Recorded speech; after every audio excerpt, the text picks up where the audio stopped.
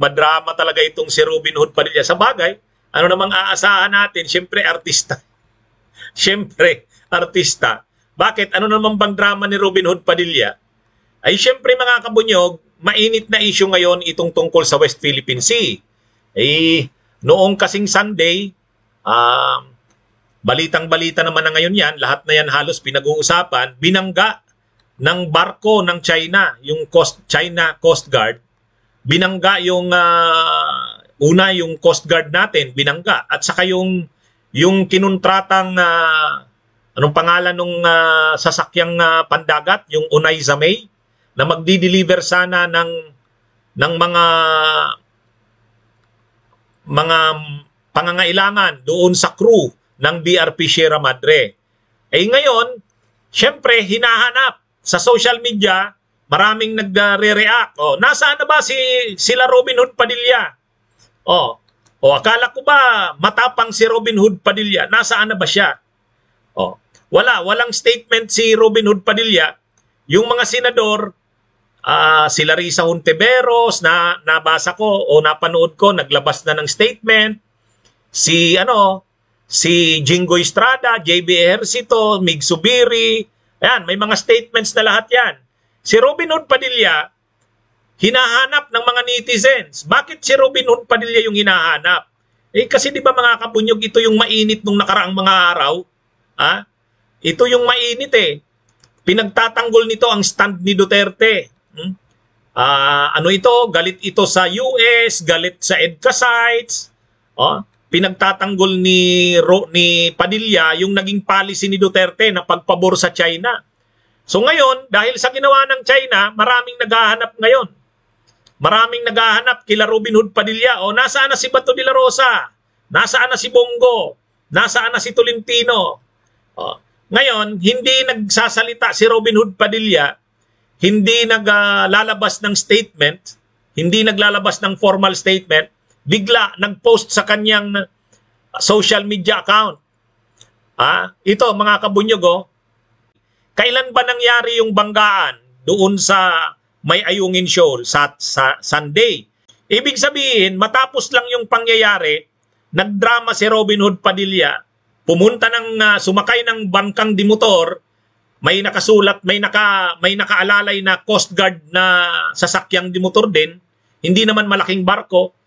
Tapos, hindi nagla-live si Robin Hood Padilla, hindi nagsasalita, pinapakita niya lang na nakasakay siya sa isang sasakyang dimotor na pandagat at may kasama siyang Coast Guard na sasakyang dimotor din na pandagat, tahimik lang, hindi umiimik, madrama nga. Parang gustong palabasin, ito ako, pumunta na ako ng West Philippine Sea. Kayo ba, matapang kayo, sumunod kayo sa akin. Tapos wala siyang sinasabi. Ano nga? Drama. Drama na naman ni Robin Hood Padilla. Bakit question mark? Bakit question mark yung ko? Robin, nag-post ng video habang nasa West Philippine Sea? Kasi hindi niya naman sinasabi kung sa West Philippine Sea yan. Wala. Nagdadrama nga si Robin, madrama nga. Pamisteryo effect. Una, wala siyang sinabi. Nag-upload lang ng video na yan. Yan. Kaya tayo, ayaw rin natin magsabing sa West Philippine Sea nga yan. Kaya lang, nakikita nyo naman dun sa video, may Coast Guard, may mga naka-uniforme siya na Coast Guard na kasama, pero hindi siya nagsasalita. Tapos, in-upload niya tong video na to habang mainit yung issue ng pagbangga ng China doon sa ating mga sasakyang pandagat. Kaya kumbaga dahil hinahanap nga si Robin, nasaan na daw ba si Robin? Ito yung sagot niya. Parang gusto niyang sabihin dyan, hinahanap niyo ako, ito, papunta ako ng West Philippine Sea. May kasama siyang Coast Guard, may kasama siyang mga naka-uniforming Coast Guard, at may nakaalalay sa kanyang Coast Guard. Kaya, malamang sa West Philippine Sea talaga ito, drama ni Robin. Kunwari walang sinasabi si Robin Padilla. Alam naman natin yung drama. Ang drama niya, ito, wala akong sinasabi, ito, papunta ako ng West Philippine Sea. Anyway, mga kabunyog, yan ang pautot ni Robin Hood Padilla. Dahil nga mainit ngayon ang issue ng China sa ginawang pagbangga sa ating mga sasakyang pandagat, at syempre yung mga DDS tulad ni Robin ay hinahanap o ano nang masasabi ninyo na mga diehard Duterte supporters? O anong masasabi nyo sa ginawa ng China? Ito yung pautot ni Robin. Kunwari, papunta siya ng West Philippine Sea.